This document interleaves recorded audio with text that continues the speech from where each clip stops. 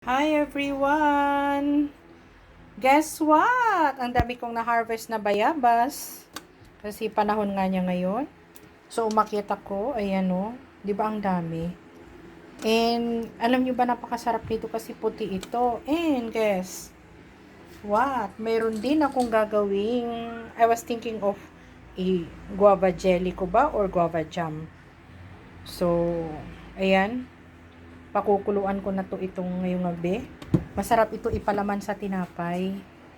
I remember in the province, we have lots of this sa tabing daan. And what we did is, kumukuha kami. At saka sa farm namin mismo, yung sa tabing daan hindi na yung pinapansin. Pero yung sa farm namin, doon kami kumukuha ng ginagawa naming guava jelly. Sometimes guava jam naman, diba? So yun ang palaman namin sa tinapay.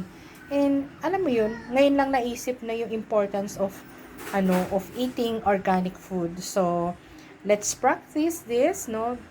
Balik ulit sa mga ganitong food and we have to try. Napakasarap kaya. So ito yung ini-introduce ko sa aking anak. Ayan.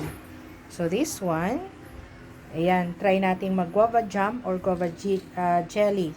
Try natin yan gagawin. So pakita ko sa inyo kung paano ko gagawin ito.